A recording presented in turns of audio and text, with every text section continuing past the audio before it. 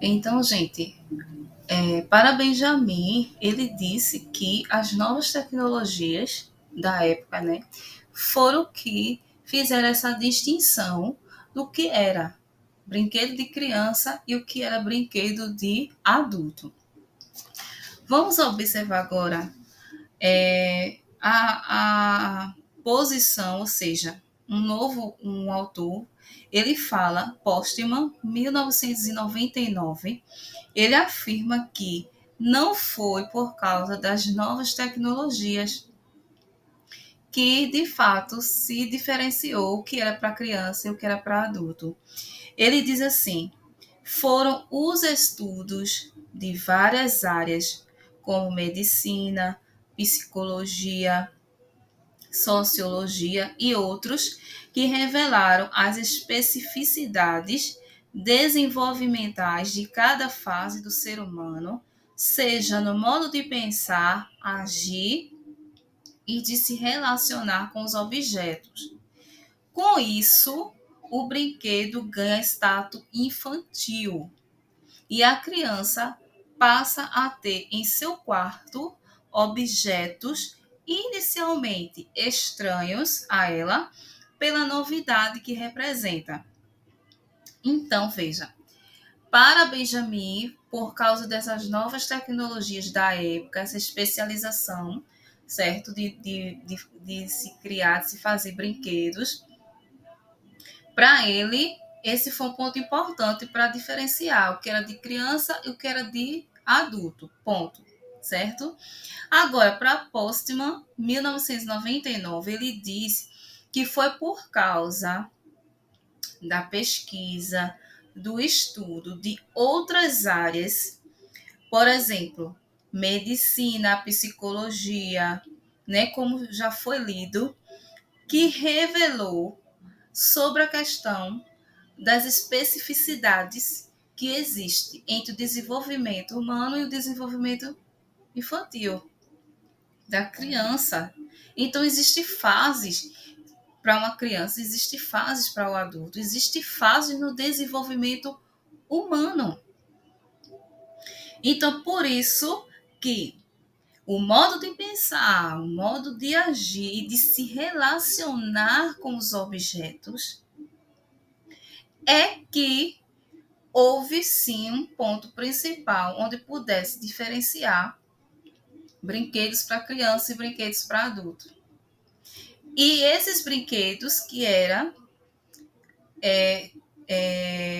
para criança se colocou o status de infantil. Então, para Postman, por causa do desenvolvimento humano na forma de pensar, de agir, de se relacionar com os objetos, é que realmente houve essa separação. E ainda ganhou esse status de que é infantil. Isso aqui é infantil, isso aqui é para adulto.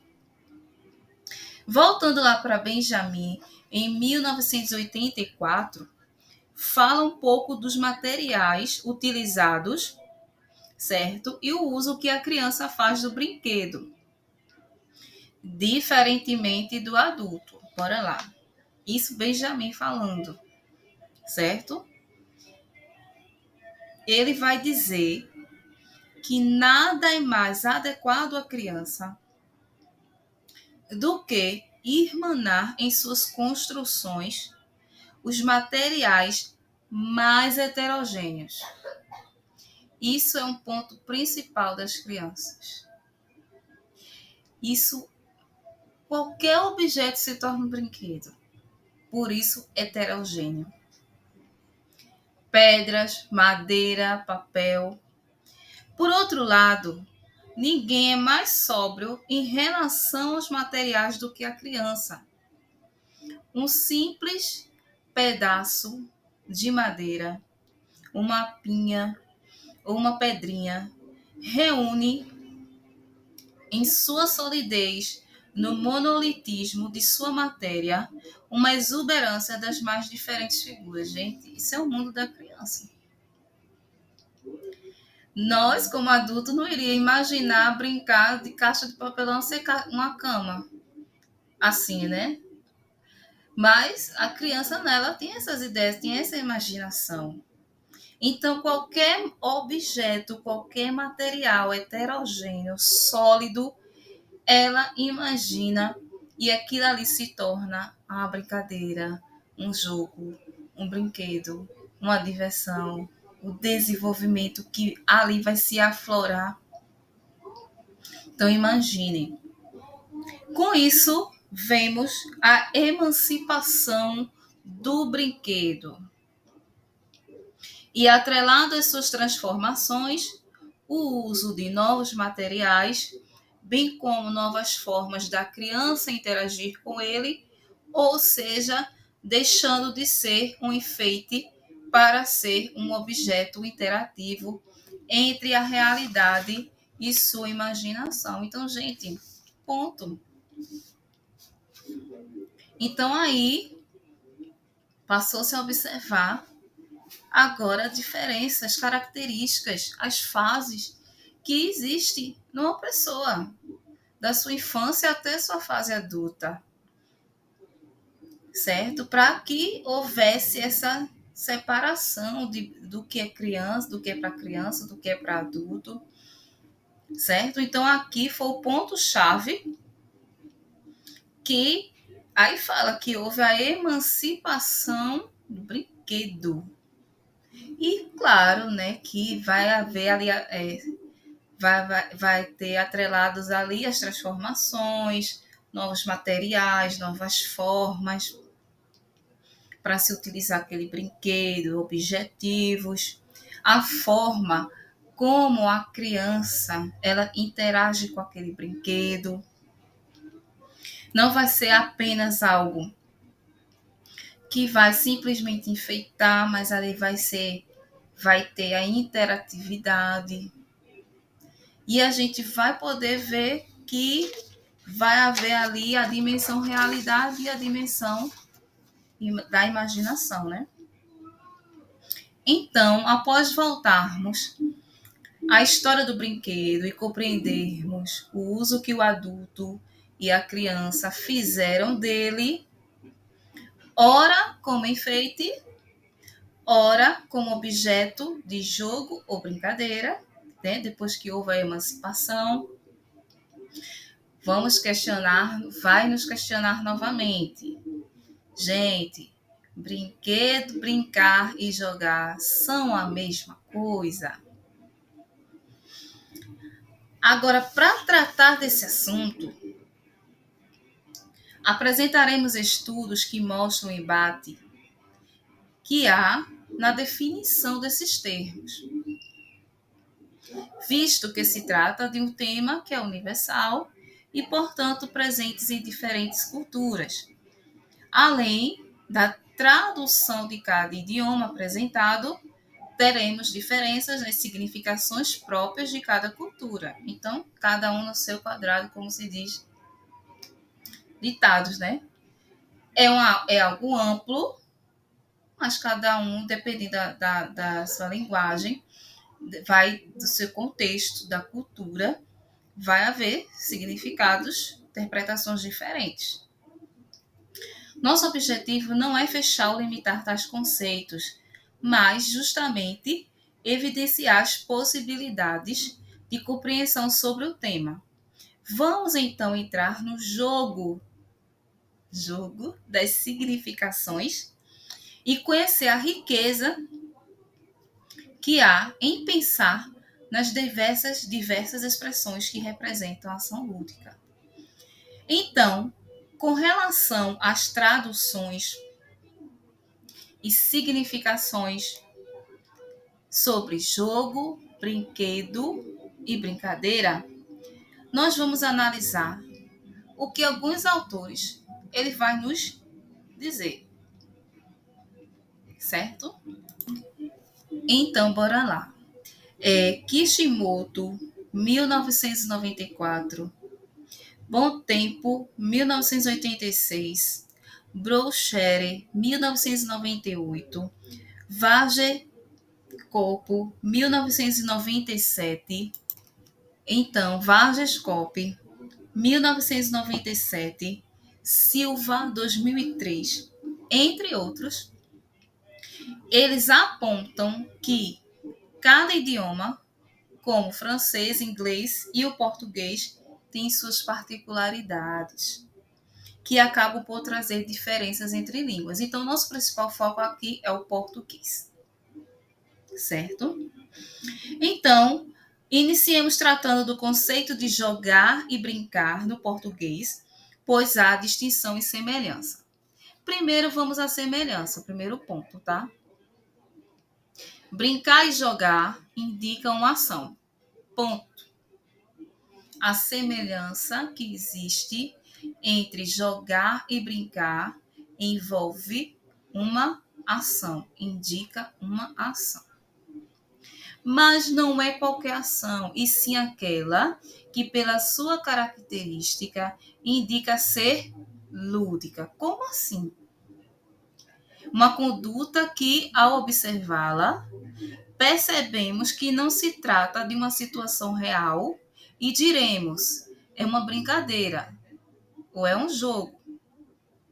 Por exemplo, duas crianças estão chorando e, ao nos aproximarmos, percebemos que se trata de uma representação que estão fazendo de dois personagens que acabaram de perder um ente querido. Não é uma situação real, é brincadeira. E por ser brincadeira, afastamo-nos e deixamos prosseguir em sua atuação. Muito bem explicado. Aí não tem sombra de dúvida, certo? Ele está dizendo que eu falei, primeiro ponto, semelhança, jogar e brincar, ação. Preciso de uma ação. Mas não é qualquer ação, é uma ação que, ao perceber, eu sei que aquilo ali é uma brincadeira. Que ao perceber aquela ação, eu sei que é um jogo. Entenderam? E ele nos contou um exemplo. No jogo, a mesma coisa, quando definido enquanto uma ação lúdica, reposiciona o sujeito para uma dimensão que não é real. Então, vamos para o exemplo. Esses exemplos é muito bom, gente, muito bom, a gente compreende, e ao lermos assim juntos, né, que estamos lendo juntos, vamos entendendo mais ainda. Então, os exemplos nos ajudam a entender melhor, beleza? Bem, chegamos em casa e lá está o nosso filho ou nossa filha dando respostas a questões apresentadas por um computador. Inicialmente, pensamos que a criança está falando com alguém numa rede social. Mas a seguir, percebemos que se trata de um jogo de perguntas e respostas, ou seja, não é real. Concluindo, no brincar, assim como no jogo, há um deslocamento do sujeito, que é de uma atuação real, que exige uma conduta com regras próprias da realidade, para uma dimensão não reconhecida como real, ou seja, uma dimensão lúdica que flexibiliza nossas ações. Ok, fechado esse ponto. Então, jogar e brincar, semelhança envolve uma ação, não é qualquer ação, é uma ação que, ao olharmos como uma ação lúdica, eu posso dizer que é uma brincadeira ou é um jogo, ok? Vamos agora para diferenças dos significados do brincar e jogar no português. A diferença é que, enquanto no brincar, a ação lúdica do sujeito, ela expressa-se de modo espontâneo. Isso no brincar. No jogar, a ação está estruturada com regras diversas. A diferença é essa. Silva, 2003, explica que brincar e jogar são verbos que em português não têm significados tão amplos quanto os seus correspondentes em inglês e francês, por isso é mais fácil de diferenciá-los. Mas, embora pareça fácil entender sua definição, no cotidiano da língua portuguesa, muitas vezes os verbos brincar e jogar são confundidos, e quando presenciamos confusões na utilização dos termos, a melhor maneira de compreender o sentido de brincar e jogar será se o analisarmos dentro do contexto social e cultural que foi empregado. Por exemplo, Biscoli, 2005, página 25, define a brincadeira ou brincar como uma ação que a criança tem para desempenhar as regras do jogo na atividade lúdica. Então, para esse autor ou autora, então, ela fala ou ele fala que a brincadeira ou brincar é uma ação que a criança tem para desempenhar regras do jogo na atividade lúdica. Então, fala de brincadeira e depois fala de desempenhar regras do jogo numa coisa só. Então, viu como algo tão simples pode se tornar confuso dependendo de como nós compreendemos. Veja, esse autor aqui, esse estudioso aqui, falou de brincadeira que envolve uma ação, que essa ação que é para uma criança desempenhar com as regras do jogo na atividade lúdica. Gente, que confusão! Brincadeira misturada com ação, misturada com regra, misturada com jogo.